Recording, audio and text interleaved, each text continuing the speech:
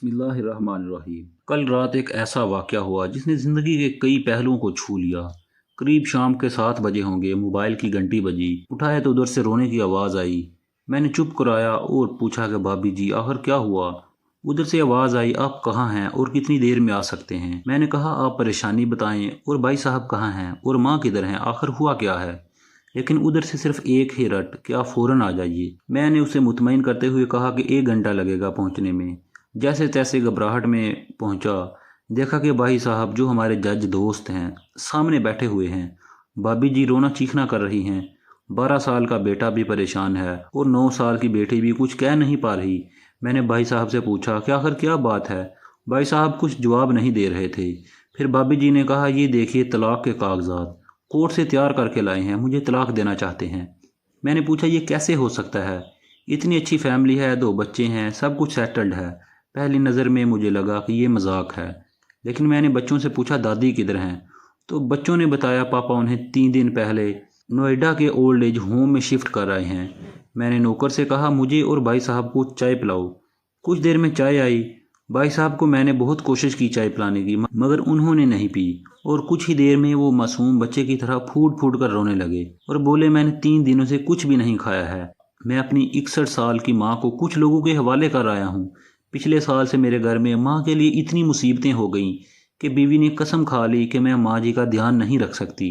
ना तो ये उनसे बात करती थी और ना मेरे बच्चे उनसे बात करते थे। रोज़ मेरे कोर्ट से आने के बाद माँ बहुत रोती थी। नौकर तक भी उनसे ख़राब तरह से पेश आते थे और अपनी मनमानी करते थे।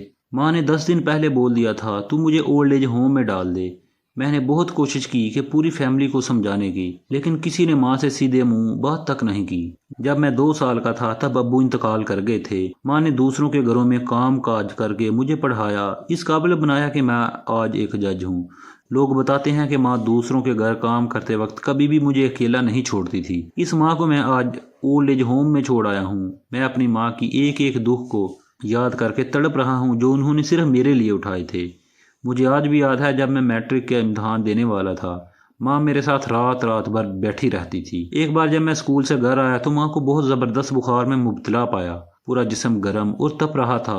मैंने माँ से कहा तुझे तेज़ बुखार है। तब माँ हंसते हुए बोली अभी खाना बना कर आई हूँ इसलिए गर्म है। लोगों से उधार मांग मांग कर मुझे यूनिवर्सिटी से LLB तक पढ़ाया।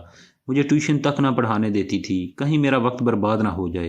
कहते कहते रोने लगे और कहने लगे जब ऐसी माँ के हम नहीं हो सके तो अपने बीवी और बच्चों के क्या होंगे। हम जिनके जिस्म के टुकड़े हैं आज हम उनको ऐसे लोगों के हवाले करके आए हैं जो उनकी आदत, उनकी बीमारी, उनके बारे में कुछ भी नहीं जानते हैं। जब मैं ऐसी माँ के लिए कुछ भी नहीं कर सकता तो मैं किसी और के लिए भला क्या कर सकता हूँ। आज़ादी अगर इतनी प्यारी है और माँ इतनी बोझ है तो मैं पूरी आज़ादी देना चाहता हूँ। जब मैं बगैर बाप के पल गया तो ये बच्चे भी पल जाएंगे, इसीलिए मैं तलाक देना चाहता हूँ। सारी प्रॉपर्टी मैं उन लोगों के हवाले करके उस ओल्ड एज होम में रहूँगा। वहाँ कम से कम माँ के साथ तो रह सकता हूँ।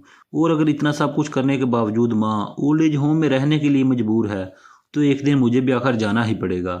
माँ के साथ रहते रहते आदत भी हो जाएगी, माँ की तरह तकलीफ तो नहीं होगी। जितना बोलते उससे भी ज्यादा रो रहे थे। उसी दरमियान रात के 12:30 हो गए। मैंने भाभी जी के चेहरे को देखा, उनका चेहरा पछतावे के जज्बात से भरा हुआ था। मैंने ड्राइवर से कहा अभी हम लोग ओल्ड एज होम चलेंगे। भाभी जी, बच्चे और हम सारे लोग ओल्ड एज होम पहुंचे। बहुत ज्यादा गुजारिश करने पर गेट खुला। भाई साहब ने गेट कीपर के पैर पकड़ लिए, बोले मेरी माँ है, मैं उसे लेने आया हूँ। चौकीदार ने पूछा क्या करते हो साहब। भाई साहब ने कहा मैं एक जज हूँ। उस चौकीदार ने कहा जहाँ सारे सबूत सामने हैं तब तो आप अपनी माँ के साथ इंसाफ नहीं कर पाए, औरों के साथ क्या इंसाफ करते होंगे। इतना कहकर हम लोगों को वहीं रोककर वो अंदर चला गया।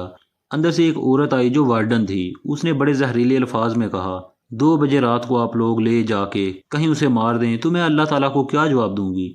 मैंने वार्डन से कहा बहन आप यकीन कीजिए ये लोग बहुत पछतावे में जी रहे हैं। आखिर में किसी तरह उनके कमरे में ले गई। कमरे का जो नज़ारा था उसे लफ्ज़ों में बयान करना मुश्किल है। सिर्फ एक फ़ोटो जिसमें मेरी पूरी फैमिली है, वो भी माँ के बुगल में जैसे बच्चे को सुला रखा है। मुझे देखी तो उसे लगा कि कहीं बात ना खुल जाए, लेकिन जब मैंने कहा हम लोग आपको लेने आए हैं तो पूरी फैमिली एक दूसरे से लिपट कर रोने लगी। आसपास के कमरों में और भी बुजुर्ग थे, सब लोग जाकर बाहर तक ही आ गए। उनकी भी आंखें नम थीं। कुछ वक्त के बाद चलने की तैयारी हुई। पूरे ओल्ड एज होम के लोग बाहर तक आ गए। किसी तरह हम लोग ओल्ड एज होम के लोगों को छोड़ पाए। सब लोग इस उम्मीद से देख रहे थे शायद उन्हें भी कोई लेने को आए। راستے بھر بچی اور بھابھی جی تو چپ چاپ رہے، مگر ماں اور بھائی صاحب ایک دوسرے کے جذبات کو اپنے پرانے رشتے پر بٹھا رہے تھے۔ گھر آتے آتے قریب 3:45 ہو گئے۔ بھابھی جی بھی اپنی خوشی کی چابی کہاں ہے یہ سمجھ گئی تھی۔ میں بھی چل دیا، لیکن راستے بھر وہ ساری باتیں اور نظارے آنکھوں میں گھومتے رہے۔ ماں صرف ماں ہے، اس کو مرنے سے پہلے نہ مار دیں۔ ماں ہماری طاقت ہے، اسے کمزور نہیں ہونے دیں۔ اگر وہ کمزور ہو گئی تو ثقافت کی ریڑھ کمزور ہو جائے گی، اور بنا ریڑھ کا سماج کیسا ہوتا ہے یہ کسی سے چھپا ہوا نہیں ہے۔ اگر آپ کے آس پاس یا رشتہ دار میں اس طرح کا کوئی مسئلہ ہو تو انہیں یہ ضرور پڑھوائیں اور اچھی طرح سمجھائیں۔ کچھ بھی کرے لیکن ہمیں جنم دینے والی ماں کو بے گھر بے سہارا نہیں ہونے دیں۔ اگر ماں کی آنکھ سے آنسو گر گئے تو یہ قرض کئی جنموں تک رہے گا۔ یقین مانے سب ہوگا تمہارے پاس، لیکن سکون نہیں ہوگا۔ سکون صرف ماں کے آنچل میں ہوتا ہے، اس آنچل کو بکھرنے مت دینا۔ اس دل کو چھو لینے والی داستان کو خود بھی پڑھیں اور اپنے بچوں کو بھی پڑھنے کو دیں تاکہ اس سے عبرت حاصل کر سکیں۔ جزاک اللہ خیر۔